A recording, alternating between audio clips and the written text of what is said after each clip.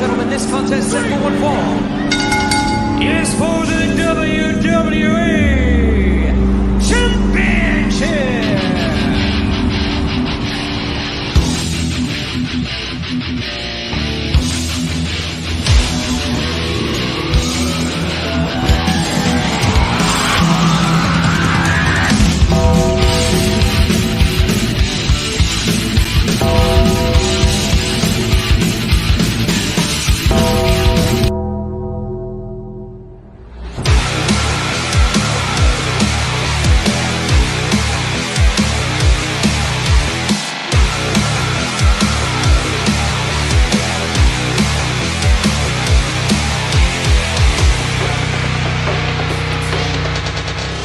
Life moves pretty fast.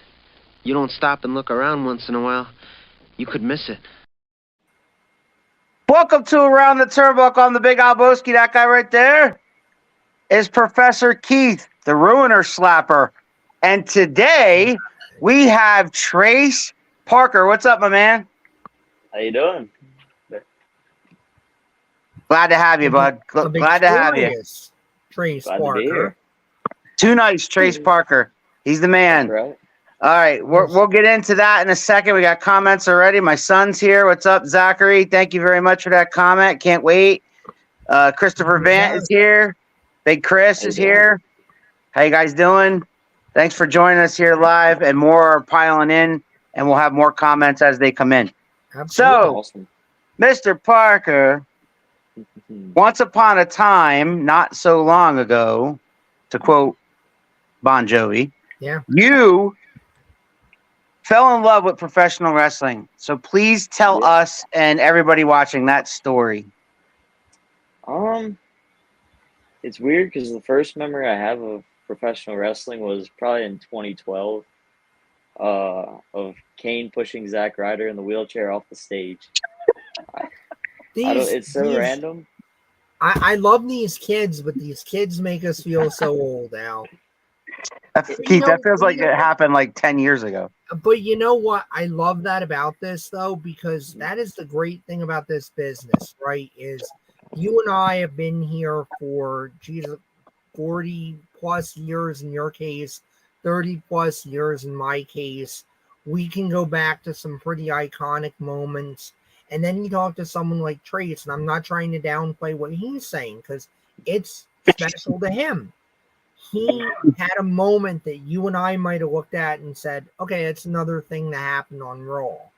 And to him, that was, no. That was my moment. That was my aha, that I love this and I want to be involved in this. And I think that's important. I think it's important to always say every show is somebody's first show. Yep. So, Kane pushes him off.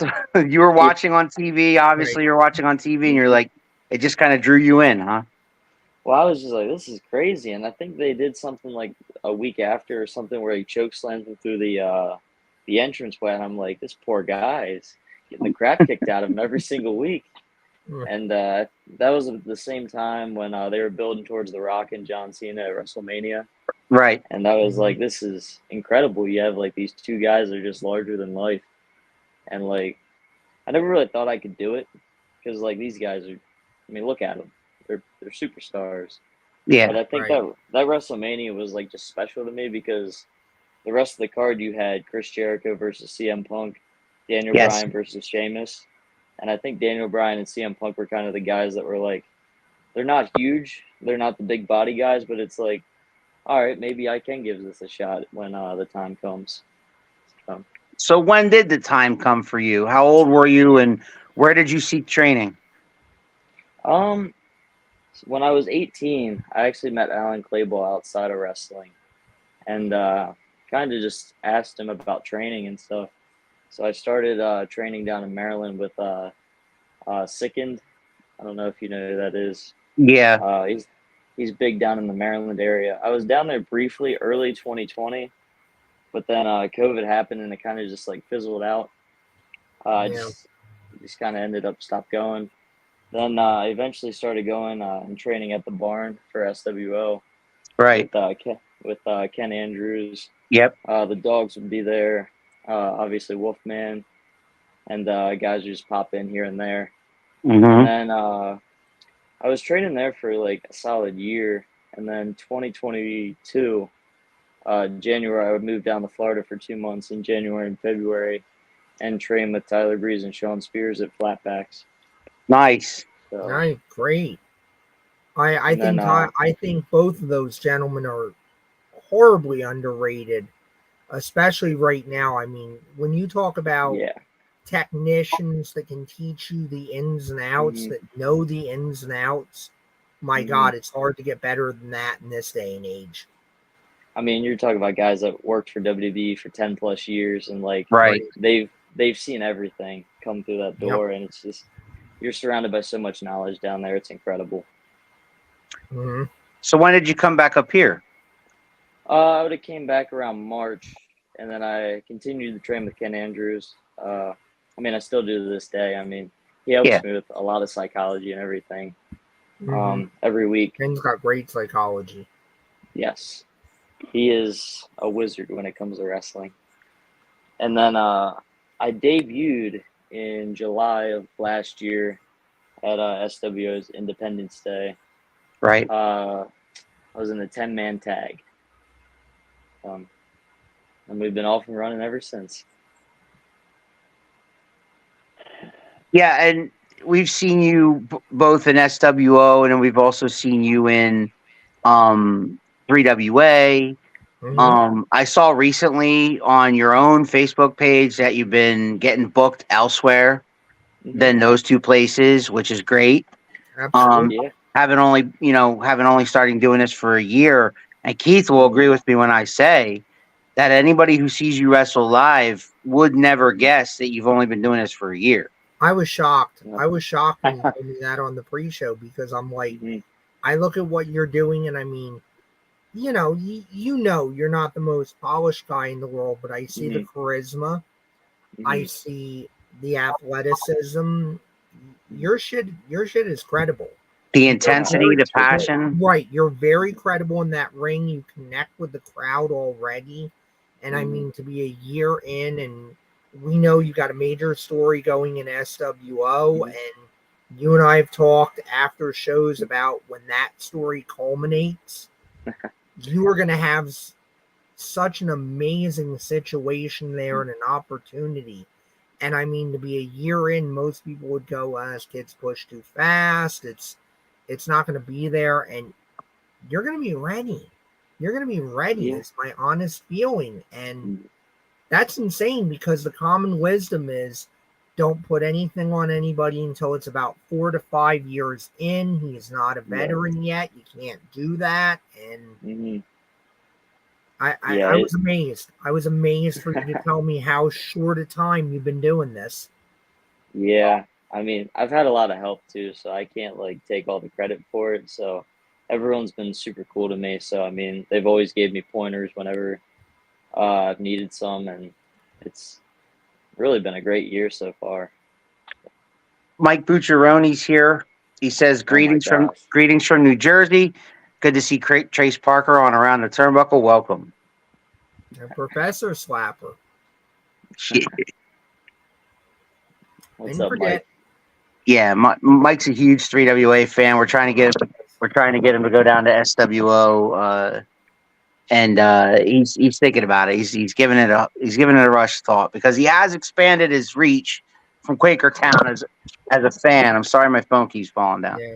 Mhm. I mean, I'm a Jersey boy myself. I know. I luckily I sit on that Jersey Pennsylvania border. Quakertown, not that far of a ride. Seven Valleys is a bit of a ride, but Right.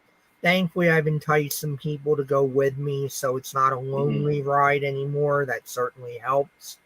But Right. it's worth it. It's worth it to go Yeah. down there, because, like people have said, I see people that'll talk about Adam Cole or people like that, where it's like, I used to watch him in a barn in North Yeah. Carolina in front of Mhm. nobody. And now Mhm. here's a guy at the national level. And that's the importance of the independents. You Right. never know who's going to break out. We've Mhm. got Malik Blade in a tag team title match on Mhm. Tuesday. We talked to Malik Blade 2 years ago. On around the Nobody turnbuckle. when nobody knew who he was. And now Right. here he is with an NXT tag team title shot come Tuesday. Hard work pays off, and the independents are crucial to the future of this business. I agree. Shout out to Malik Blade, by the way. I know he watches once in a while. Absolutely. All right. So anyway, let's talk about you've been in tag teams in 3WA with Smooth Tom Mitchell. Talk about your camaraderie with him, and tell me about when you met him in the first place. Tom is one of my favorite people on earth. I met him right when I came back from Flatbacks, and we just kind of clicked right away, I feel like, and we still train every Thursday. It's cool because he debuted, I want to say, a month or two before I did. Yeah. So like we're in that kind of same range of like experience, and it's been really cool just being able to experience wrestling together with him. And I love tagging with him. I mean, he's so good for as little as he's been wrestling. Absolutely. I mean, yeah, I can't stress enough how good he is. So He is good. He's a student of the game. He's learned really fast. He's got the look, right? He's got the body. He's pretty tall. Amazing. I mean, he's a big kid, man. He's a big dude. Mm-hmm. He's know, shoot 230. So. Oh man, puppy with big paws. Here's a big comment from Bob Bushman. Hey, my boy. Yeah. Look who it is. Soon to be Carnage champ Trace Parker. Screw Mike Bucciaroni. He can't spot greatness if it hit him in his goofy looking head. The feud has spilled onto around the turnbuckle now. It's the the SWO Wolf Pack there. Okay. Yeah, we're all the same sanctioning body, guys. I mean, yeah. Why do we have to fight? I know Mike Bucciaroni has gone down a path I can't endorse. We all know if we were in Quakertown yesterday, we know what happened. I don't want to take away from Trace's interview. I don't want to talk about it. Well, then why are you? You're right. You're right. Oh, you're all good. Anyway, Big Al, keep quiet and let Trace speak. I'm not talking. He's talking. I wasn't talking. You're right, Bob. I'm getting yelled at for talking. Yeah, no, he's right. He's right. Gotta stick up for Al. You got to tell me to shut up now, Bob. Okay. Anyway. Anyhow. Yeah, let's go back to it. Carnage Championship tournament began last night. Both your partner, Tom Mitchell, and yourself both advanced. And the professor and I talked about this on commentary. What if you guys have to face each other in the second round? What happens there? The second round, it could be the finals. Or the final. Yeah. I mean, I can tell you, we're sportsmen, and no matter what happens, we're going to give it our best. And if he walks out champion, I'm happy. If I walk out champion, I'm happy. So either way, nice and smooth. As long as one of us ends up with the title, I can't complain. That's what I want to see. I want to see a handshake at the beginning of that match if it happens, and I want to see you guys give it your all. For sure. Actually, hopefully it doesn't happen. But yeah, hopefully it doesn't happen. Absolutely. Well, actually, the heel on me wants Tom Mitchell to beat you, and then after you're done, after he beats you, like you hit him in the nuts from behind. Nah, I can't do that. I can't take you anywhere. I can't. Nah, there's a lot of people I would probably do that too, but Tom's not one of them. No, I mean, nice and smooth. Such a good tag team. You guys are really hitting your stride, I think. You're in a nice groove. Mm-hmm. Carnage title, kind of an opportunity that came up for you guys. But regardless of what happens in that tournament, I know the original family has got to be looking at you guys as, if not a threat right now, certainly a threat in the future for those tag team championships. For sure. Bucciaroni is back, Chase, not to cut you off. He says, do you feel that you can defeat Nathaniel Cunningham? Because Nathaniel Cunningham also made it to the second round. I mean, I had before in the tag match. We You- had defeated the yeah. Bad Fellas. So, I mean, yes, I think I can. Do you guys have individual finishing moves or one together as a team? We have both. Mhm. We have a spine buster neckbreaker combo as a tag team finisher. move. Mm-hmm. Yep. And then I have the zigzag as a finisher, and Tom has the swanton. It's the Swan Tom. Yes. Yes, there you go. We got to go. We had to call that for the first time yesterday. Do you guys have a name for the tag finisher yet, or you're still working on it? We're still working on it. I don't want to jump the Okay. gun on Right. it yet, but Let me Well- know when you do, so I can make sure to call it correctly. I got you. When you do the zigzag, I get excited and chills because Keith will tell you that Dolph Ziggler is one of my favorite wrestlers. And Same. so if it's an homage to him or if it has anything to do with him, thank you for doing that because I get excited when you hit the zigzag on anybody. I don't care who it is. Ziggler is a big inspiration for me. Yeah, because he's not one of the biggest guys, and the guy, he went all the way. He was WWE champion. Mm-hmm. Money in the Bank winner and all that. So I mean, he had his moments in his career. Yeah. NXT, right? He went back down to NXT, won the NXT title too. So I mean, He's the man, and he makes everybody look good. He's in the ring with absolutely. I have a lot of respect for his work. So As do I. I always have, but like the past couple years, they've really he's just kind of there. Like they're not doing anything with him.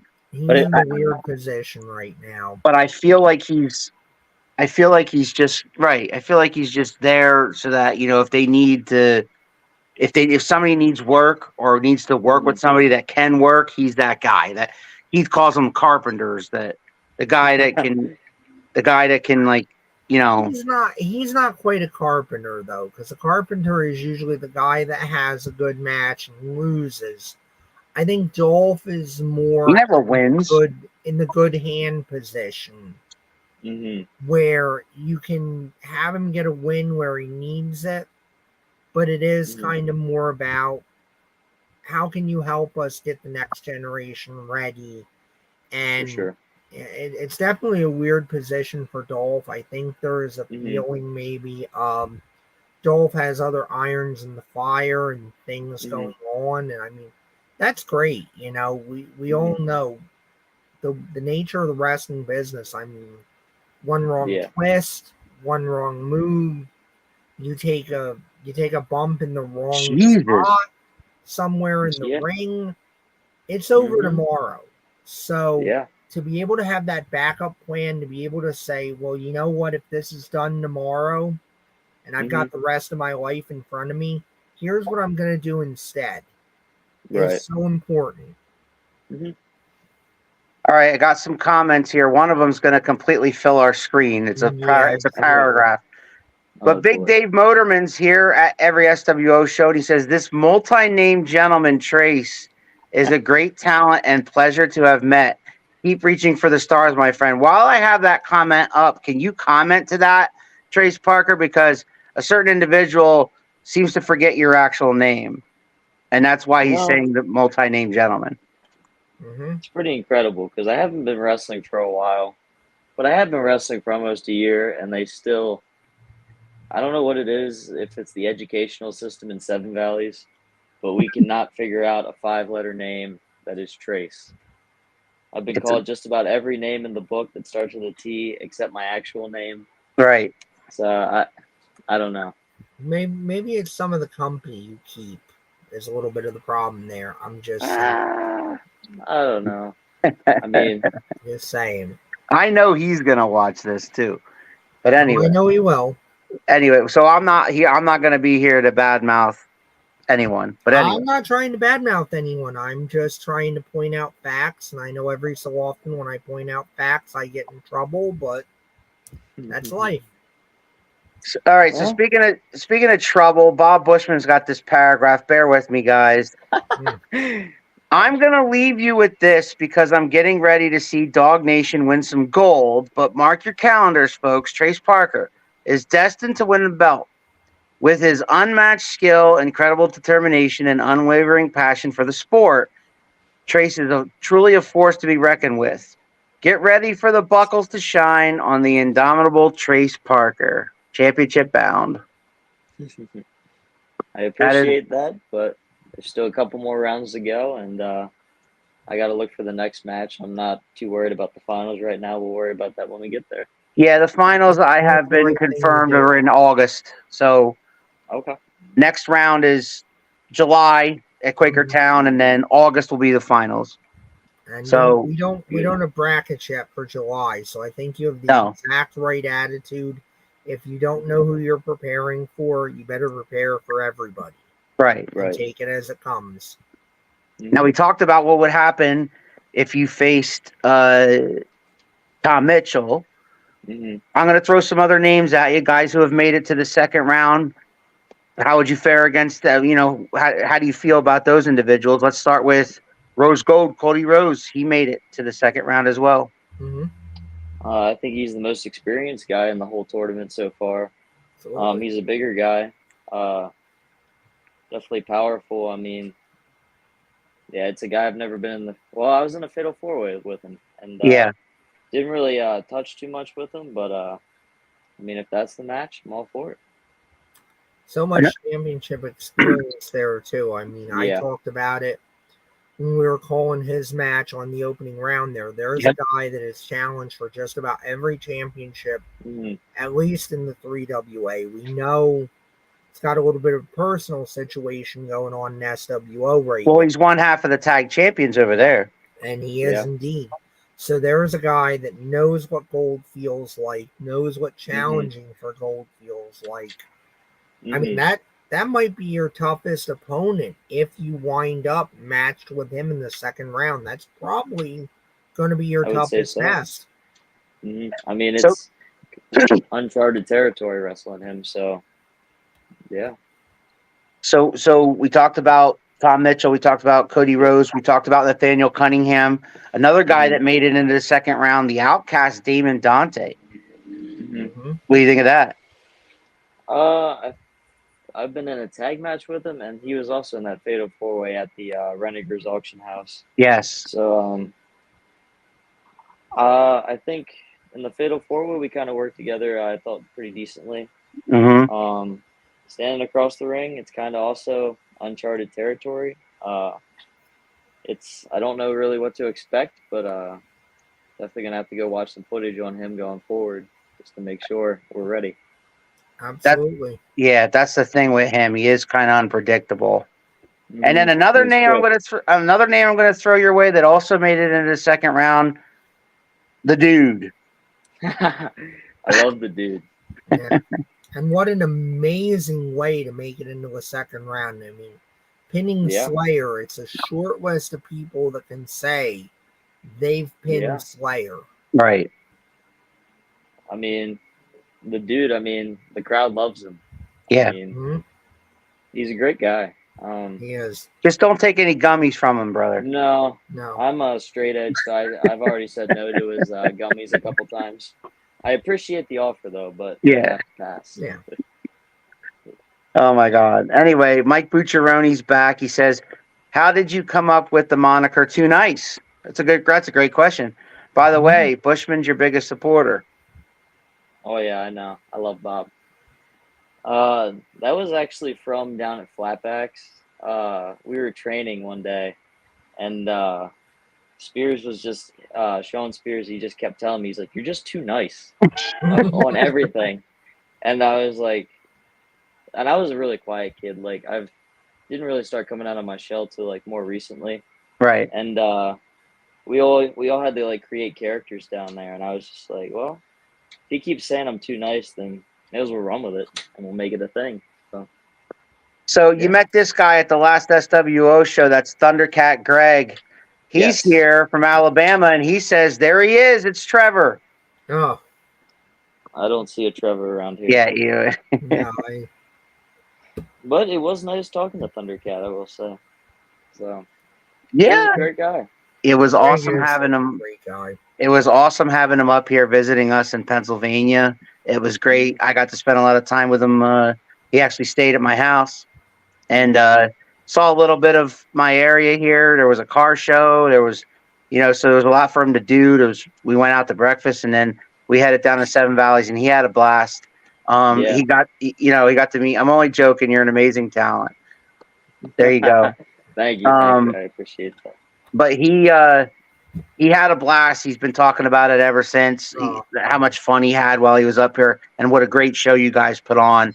And then after the show, he got to tell everybody involved, like on an individual basis, especially the management, how well they put together a show in SWO.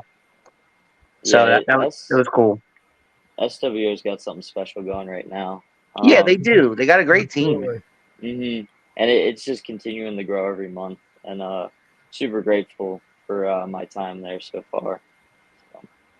Yeah, it seems like instead of having basically one person kind of set everything in motion, they have a team, and it kind of works because you have all these different minds and all these different angles to pick from, and kind of like put together the right direction. And that's why that's why SWO keeps that SWO faithful. They are exactly that, faithful. Each and every month they're there. They love their wrestlers. They love all the wrestlers, or they either love to boo you or they love to cheer you, but they just love, they're very passionate. And on top of that, you guys keep them coming back because they want to see what happens next, no matter what. No matter what we're talking about. Like, if we're talking about one feud or another, it doesn't really matter. They want to know what happens next. Yeah. There's so much thought that goes into the SWO, which is great because you go some other places and you don't figure out what you're doing until like 5 p.m. and the show starts at 7. So SWO, I know what I'm doing for the next 6 months, which is awesome, so yeah. It's insane, man. So let's talk about some of your, all right, so you're about a year in. Let's talk about some of your best matches. And when I say best matches, I don't mean to like throw anybody under the bus and say, if you mention somebody, it might offend somebody else. But in my mind, and maybe Keith will agree with me, maybe he won't. But one of the best matches that he and I called that you were in was you versus Alan Clayball at the Norristown Throwdown. Remember that, Keith? Like the Norristown Throwdown a few months ago? Yep. You guys had a clear chemistry going for that. Oh my God, I think that was the best Trace Parker match. Not you've been involved in a lot of tag matches, so one-on-one, I think that was the best Trace Parker match I ever saw. Yeah, that was a match I wanted for a long time because Alan was the one that kind of got me into wrestling, so it was pretty cool to actually have that singles match with him. Yeah. After like 8 months of actually wrestling, so yeah, that was a lot of fun. Yeah, and it was fun for us to call because we were, quite honestly, we were shocked that you beat him because But yeah, well, he's a champion. He's he's the Extreme Champion, and obviously that put you in that conversation so that you could have a match with him down the road. But but at that moment, we were really, emotionally invested in that match, Keith, right? Yeah. Oh, absolutely. And flip side is down in SWO, you had the gauntlet for the gold. It came down to you and your friend and often partner Tim Rush. The conflict that you had of Tim asking you to step over the top rope and eliminate yourself, and to give up that opportunity, and the way you portrayed that, I was like, this is a star. This is something special is happening here. This is a guy who gets it because you didn't oversell it. You didn't go over the top with it. You got that audience on your side. You got that audience going, just do it. Just hit him. And you anything for my best friend. That's your best friend. He gets your name wrong every so often. Well, like we're working on that. of the time. But that's your best friend. and you were loyal, and I think you looked better in defeat than you would have in a victory in that Yeah. situation. And that takes a very, very special talent and a very special understanding to be able to do that. 55 minutes in my first ever Rumble.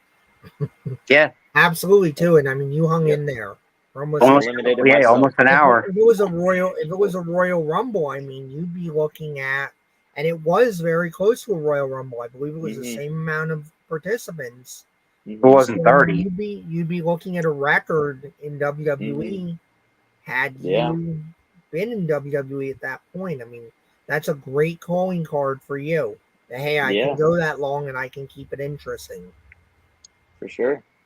Yeah, here's a great question for you, Trace. Bucciaroni says, do you see any real difference between wrestling in front of the SWO fans versus the 3WA fans? Hot seat question. I think every wrestling fan base is different in their own way, not necessarily in a bad way. But SWO, I think they have a lot more reoccurring fans that come back every single month. So you definitely build a different connection on another level with those fans that you see every single month. But and that's not to knock the 3WA fans at all, because last night they were great. I mean, I can't complain at all about them. So yeah. There's hot crowds and not hot crowds everywhere you go. And where are some of the other places? I saw that you were advertised other places than those two feds in particular. You got stuff coming up? Yeah, 2 weeks ago, Tom and I tagged at High Ground Pro Wrestling up in Scranton against the Bad Fellows. They got the best of us there. Okay. Upcoming next weekend, I'm at 5 Star Wrestling in Williamsport, Pennsylvania. And then at the end of the month, I make my PCWA debut against Aaron Truth. So there you go. Definitely staying busy. That's the one I saw. I saw the PCWA one, yeah. So, yeah, man, you're starting to sprawl out a little bit, right? I mean, it's after year one, it's starting to get out of your comfort zone, so to speak. Yeah, trying to fill up the calendar as much as possible. Trying to wrestle everywhere. So now we get to the hard-hitting questions, my friend. Okay. And that is, we talked about where you came from. We talked about what's been going on lately in SWO and 3WA in particular. Where do you see Trace Parker in 5 years? Hopefully still loving the business. The second I stop loving this is the second I need to stop. Right. I want to just keep building on what I'm doing right now and continuing to get better, because I'm a very unpolished performer right now, in my opinion. But I want to keep building on that and just continuing to improve. I don't expect to be signed anywhere, but if it happens, I'll take it. Right. But, just want to keep getting better and improving and having solid matches. So that's a great answer. It is. Good goals. Good goals for right now. Yeah, because had you said something like outlandish, such as on WWE SmackDown in 5 years, I would have said no. I mean, maybe doing some, entrepreneur work. But if if you got signed to a developmental contract in NXT or something like that, where they saw your stuff or you sent them your stuff and you went down there, they said they invited you to come down for they have their tryouts there, where they have wrestlers come in and see if you can hack it, so to speak. Yeah. Then that is an attainable goal. For you, within 5 years, that's an attainable goal. For sure. But wrestling Dolph Ziggler, I picked a name. Wrestling Dolph Ziggler on SmackDown or whatever is probably not going to happen in 5 years. That would be a dream come true, but I don't know if I see that in 5 years. No, and it probably would be one of those cases of you'd wrestle Dolph, and Dolph would probably be squashing you and beating you at that point. See, I wonder if once Dolph leaves WWE, which why would he if they keep paying him? But If he ever Right. leaves WWE, would he do like the Matt Cardona indie run that Matt Cardona's on right now? And would you guys perhaps cross paths in Pennsylvania? That'd be kind of cool. It would be. That would be incredible. I don't want to get my hopes up, No. but No. he seems to love his comedy stuff. So I think he's one of those guys that when he's done with WWE, I think he's pretty satisfied with what he's done in wrestling. Yeah, So probably.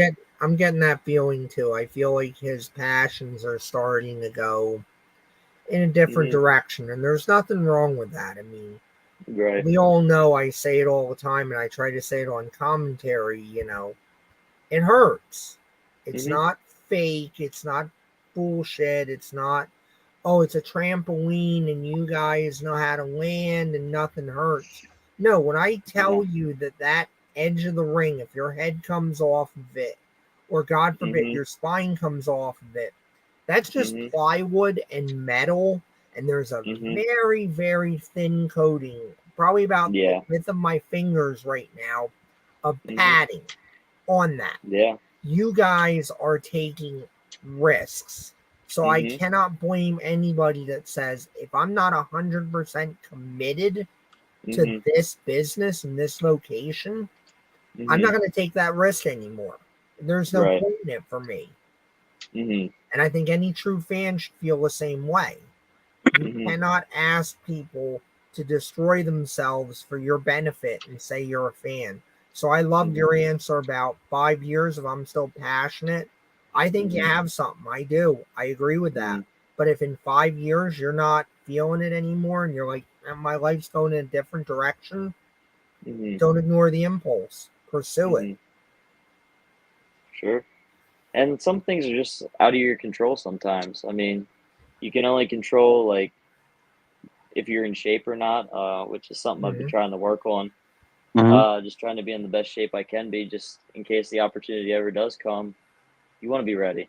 And that's really all you can do, is just be ready for that opportunity when it comes. So I'm gonna piggyback off of what Keith said, and we talked about how you're 1 year in, and the guy I saw last summer and the guy we're seeing now are two different guys. So we can see you have been putting the work in. You're getting a little bit more cut in your body. Also, you're taking, also your moves are getting more smooth. Like everything's kind of moving in the right direction. But what I meant by piggybacking off of Keith is 1 year in. Talk about, have you had any injuries in that 1 year? Or yeah, you've had a few. So for those who think it's fake, please enlighten these people about your injuries this past year. You've been there for a couple. Yeah. There's probably some you don't even know about too. That Renegers show back in, I want to say, October, I had a concussion. I got concussed in that match. You could see I'm visually off in the match. Yep. I don't remember any of it. And I drove home. Don't remember any of the drive, which is incredible.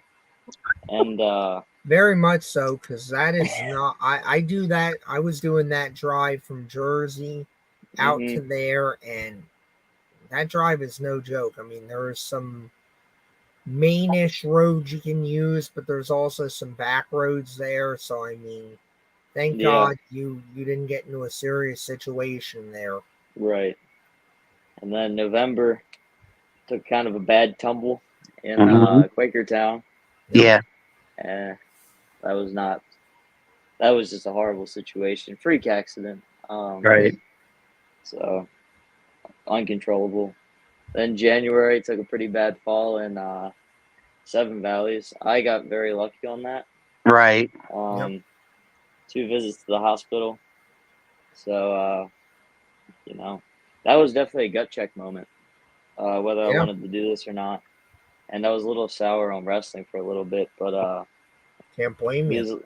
These last few months have been like really picking up, and I got that wrestling bug back, so I'm just ready to keep pushing forward and having fun. So. That's awesome. We got a comment to get in here. Bucciaroni says, see you on social media. As long as people are talking about you, good or bad, you're making an impression. Don't believe all the hype. for sure. How much do you pay attention to wrestling outside of what you do?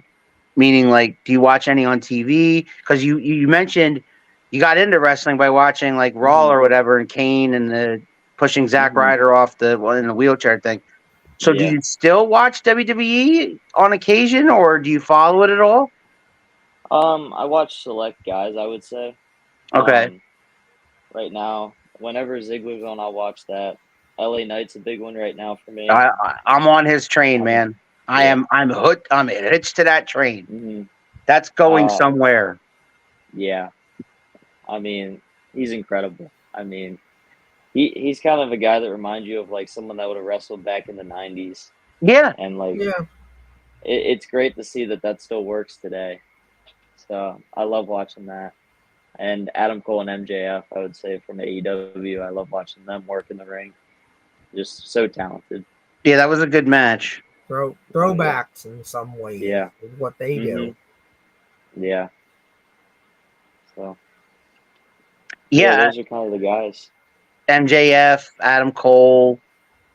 You know, you said Ziggler. I don't even see Ziggler anymore. I don't know what the heck I don't know if I don't know if he's injured or he just hasn't been around. He's for a while there. They were sending him all over the place as an ambassador, like to WWE. You know, Right.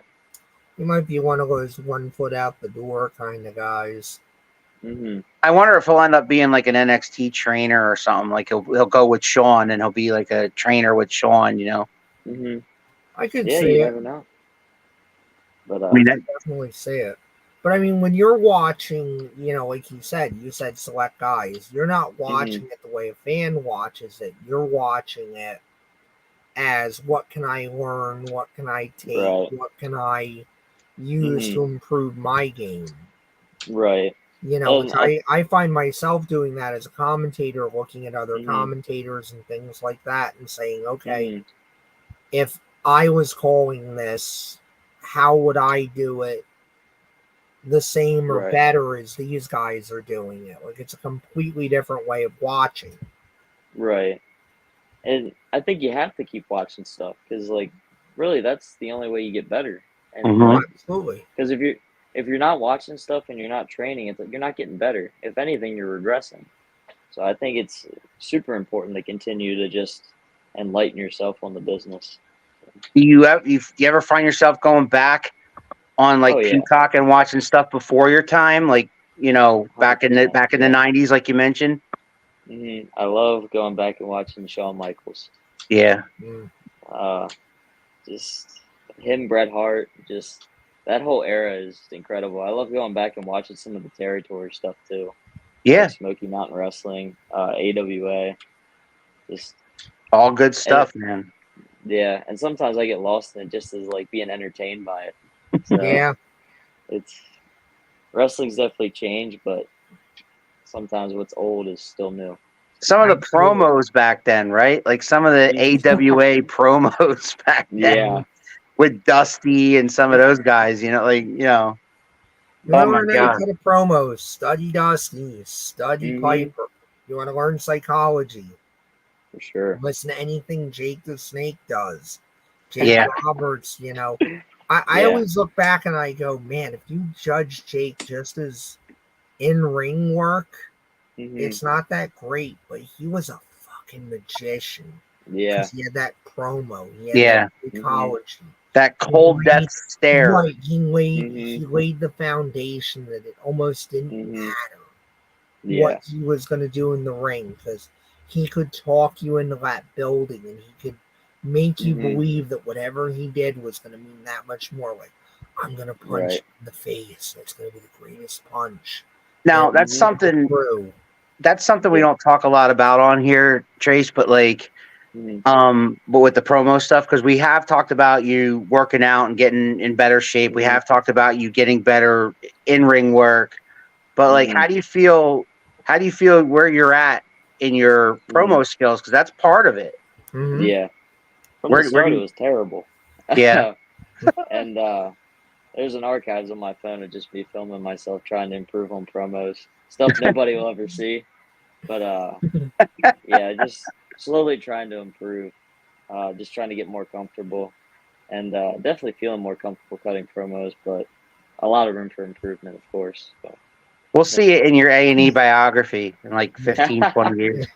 Because It'll be it's terrible. tough, right? Because you strike me as a very kind of almost introverted person, like I am, Very. and it's Yeah. very tough when you're not an outgoing person. Because first you have to psych yourself up, right? And you have to say, people will care when I open my mouth, and will care about what I have to say. And I mean, thankfully for me, as I've gotten older, I found that group that when I say something, they go, really, that's interesting. Because you need that. You need that ability to go, okay, people care what I have to say. And now that builds my confidence and that builds my ability to go out there and do it. So, I mean, you know, kudos to you. I mean, you're a young guy. And I remember when I was at your age, no way did I believe in myself. And I'm serious. No way did I believe in myself enough to even think about trying to do what you're doing and put myself out there in that way and ask an audience to be able to believe in me and believe in what I'm doing. I mean, it took me another good 20 years at least to be able to do it. So, I mean, the fact that you can do it, very impressive to me. It's crazy because, like, I just remember, like, freshman year of high school, I was, like, 5'8", 240 pounds, just a chubby kid, like, just super introverted, didn't really talk to many people, but I watched wrestling, and that was my thing. So, yeah, it's crazy to see, like, where I'm at now, even though, like, I haven't done anything really. It's just crazy to even be in this position that I'm in, so. It might have taken me longer than 20 years to do what I'm doing, because I used to sit as a teenager. I used to sit in front of my mirror in the bathroom and pretend I was Howard Finkel, and now I get to ring announce at SWO, and that's awesome. But like, I never thought I'd be able to do that or stand in front of a crowd like that and not be shivering. And it actually took me my first time in Hamburg. I was literally shaking in the ring. And, you know, the wrestlers would come in during their entrances and they're like, "You all right? You're, you know," yeah, I'm fine. I'm good. By the end of the night, I was by the end of the night, I was fine. But you still get nervous. Yeah, you definitely come into your own though at SWO these past few months of ring announcing. So thank you. Yeah, definitely. Thank you. Yeah, and it was neat. The last show, that guy Barry that was ring announcing with me. I was watching him. The first match he did the same thing I did on my first match. And you could see his hands moving like this, you know. But by the fourth match that he announced, he was a lot more mellow. He was a lot more calm. You know, he did really good. So it was kind of cool to see that from my perspective, having been doing it for 6 months now versus, you know, the first time. Yeah, it's crazy. It's not easy to grab an open mic and just start talking. No, especially in front of a crowd of 100 plus. No, like right. It's a skill for sure. And even though I've gotten to know a lot of those fans, that I come there, I'm glad to see them. They're glad to see me. But like, even though I still get nervous as soon as I step through the ropes, like, you know, but I just look forward and do it, you know. Sometimes it makes it worse when you know all these people. Yeah, the pressure's on in that case. So yeah, it's definitely a different skill than what I'm doing, because thankfully I still have a certain amount of anonymity. I don't know about after last night though. I feel like I don't know if you noticed, Trace Parker, but he slapped JT Cage across the face. Yeah, really? I guess I'm a public figure now. And so you turned heel on him. Scary. That is a scary thing. So for those of you who don't know who weren't there, the professor and I last night were calling 3WA Temperature Rising, which this guy was a part of, and he started the Carnage Championship tournament, and Trace won his singles match, and a great match against Rico Hendricks. That was a really good match, I thought, for you. And for Rico too. I got to give Rico his credit too. You guys did a phenomenal job. I thought it was a really good match. Thank you. But you guys made it very easy for us to call that match. We knew exactly what story you were trying to tell, and I mean, and it's so great when I think so many guys underestimate that. If you have And I really wish more promotions would use a commentary team, and not saying necessarily us, but just anybody, Mhm. because Yeah.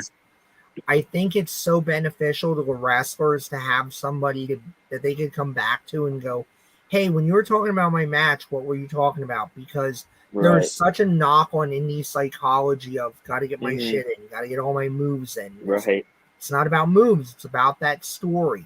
And if you've Right. got people that their whole job is tell your story, if they come back to you Mhm. and go, dude, I didn't know what your story was. Right. Mhm. I was out there and I was lost and I was out to sea and I was racking my brain trying to figure out what you were doing, versus Mhm. somebody that goes, I knew exactly what you were trying to do. I picked up on it immediately and we pushed it for you and we got it out there to that audience.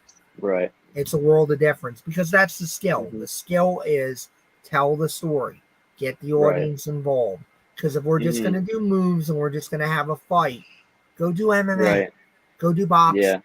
go do another combat sport. Don't do Right. this, because this is Mhm. about that story. All right. So as I was saying, during the 3WA Temperature Rising, this guy was a part of it, and then the main event was JT Cage and Tyler Sims versus main event Michael Mars and Roadblock in a tag team championship match.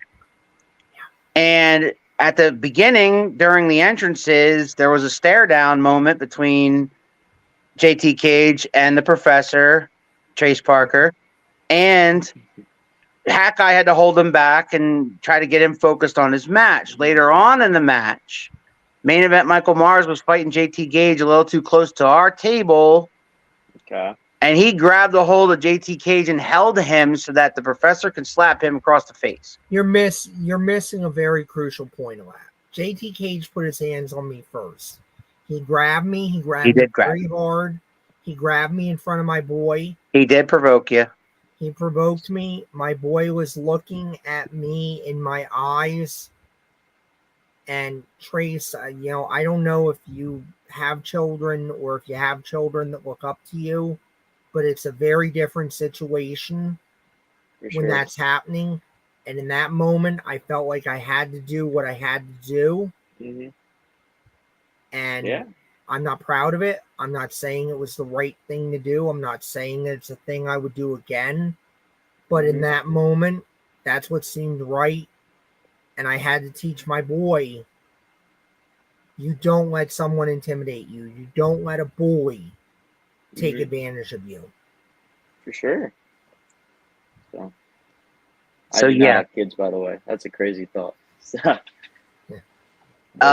So Prince Piranha's here. Prince Piranha, I see that you're here. But he has not commented. I would love to hear from you. He's watching. What do you think of Prince Piranha, Trace Parker, since he's watching right now? We got classic Johnny Potter in here too, and for once, Johnny Potter not giving me grief. Yeah, he said I'm always nervous, and then I remember I'm a jerk, so this comes naturally. Oh, Piranha bit me last show at SWO. So he totally did. That, he really did, yeah. He totally did. I remember that. And then he double stomped me, so that wasn't too cool. That was not too nice, by the way. It was not too nice. But we're mixing it up this weekend in a Fatal 4-Way up at 5 Star Wrestling, so I'll get some revenge there. So there you go. There you go. But Professor, you have a face anyone could slap. There's the Johnny Potter I know. See, that's not too nice. This guy needs to get out of here. That's not too nice. I love classic Johnny Potter. Thank you, Trace. I appreciate that. All right. But anyway, if Piranha, we believe in it here. Johnny's got his opinion, and he certainly has a right to it. That's fair. Piranha, we have 5 minutes left with Mr. Parker, so if you want to get a comment in, go ahead and throw it at him. But I want to give a quick shout out, if I may, gentlemen, to somebody who has been very instrumental in what Keith and I do, and that is Mean Mark Mest. Yes. Him and the boys down in Dungeon University just celebrated their 30th anniversary for training wrestlers like yourself. So congratulations, Mark. I know you watch all the time, so I know you'll see this. So congratulations, Mark, and the gang down there, and Ryan and Corey Cross and all you guys for training such great stars and giving us all this talent around this area to be able to enjoy. And he said, "There he is. There's Prince Piranha. Yeah. I'm a show mainstay. You absolutely are." Yes. Prince Piranha says, "How long you gonna let Tim bully you?" Hmm. Well, he hits the hard hitting question right there. Maybe the hardest hitting question of the show. I mean, you mean how long am I gonna be with the champ? Yeah. I mean, that's my best friend. So like, I don't know why he's saying bully. I think we have a pretty good thing going there. So I don't know. Yeah, he's the champ. We have a great relationship. I mean, you know. I would just throw out there, maybe it would be nice if just once your best friend could get your name correct.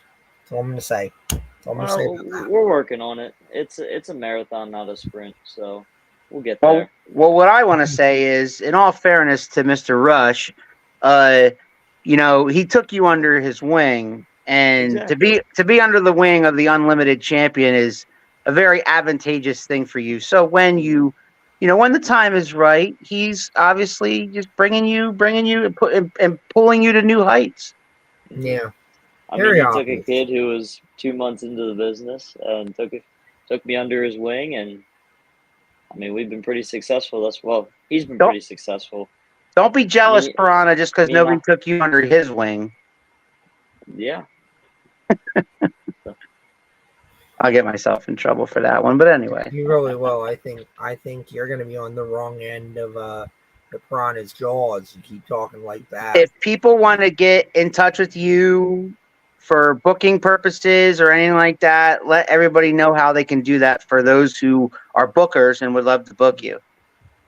Yeah, Trace Parker on Facebook, Twitter and Instagram. My tag is Trace Parker Pro. You can message me on there, or you can email me at booktraceparker@gmail.com. Any of those will work. I'll respond. No problem. So yeah. And once again, remind everybody what you got coming up. Yeah. Next weekend, I'm in a Fatal 4-Way at 5-Star Wrestling with Van Williams, Rico Hendricks, and Prince Piranha. So we'll get to mix it up there. Oh, there you go. July 15th, it'll be a 6-man tag. It'll be Tim Rush, myself, and Rico Hendricks versus Greg Excellent, Tommy Vex, and Evan Atlas in the main event of SWO Independence Day. Yep. Featuring AEW superstar Sonny Kiss. Sonny Kiss. So, indeed. So and I'll be ring announcer there. Yes, sir. And I will be happily in the audience and bringing the special lady along. She absolutely loves SWO and she loves what you guys are doing. And it's going to be happening. Independence Day, folks. If you can get to Seven Valleys, even if you have to drive, I'm not even going to tell you if you're within driving distance because I drive quite a way to get down there. Do it. Something special is happening in Seven Valleys. SWO. Yep. There's no Hear that, Bucciaroni? Absolutely. What's your excuse, Mike? There is no excuse. You don't have one. Yeah. Absolutely not. But yeah, looking forward to seeing you guys in that 6-man tag and looking forward to seeing Sonny Kiss again. That's cool. There's a meet and greet with Sonny Kiss before the show at Seven Valleys. So if you want to meet Sonny Kiss, get your picture taken. And I think they're going to have 8x10s available that Sonny Kiss will autograph. So yeah, go down and meet Sonny Kiss before the show even happens. And why wouldn't you want to do that, Al? You had a great experience with Sonny Kiss when he first came into SWO, right? I did. You told me about that. What did I do? Well, you said you talked to Sonny Kiss. Sonny Kiss is one of your son's favorite wrestlers, your oldest.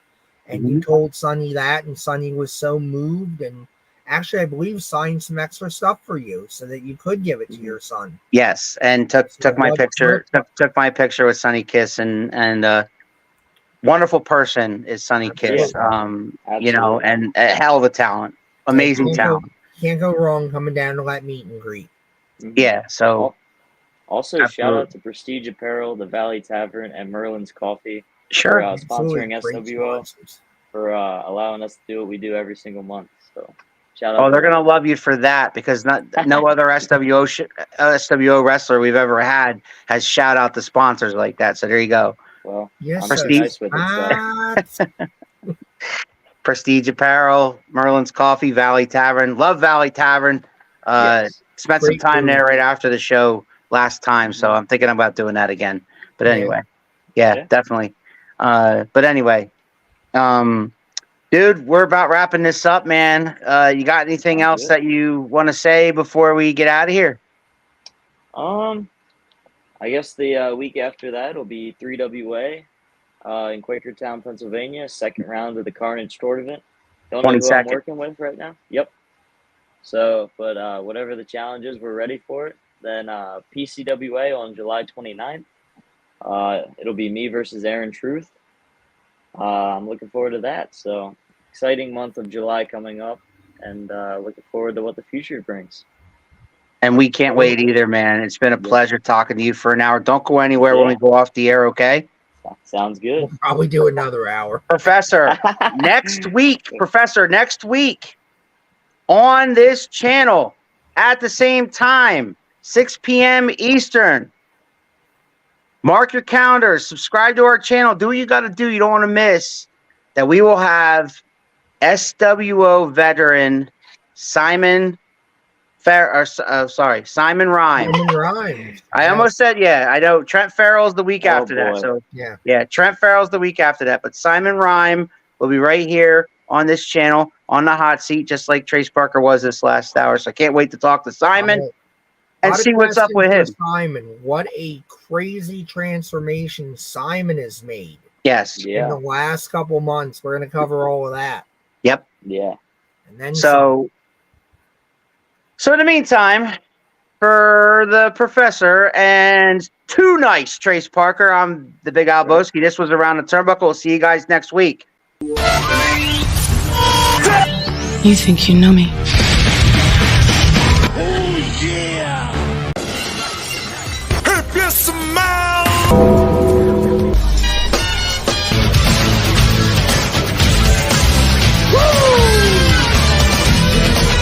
Calculations are correct.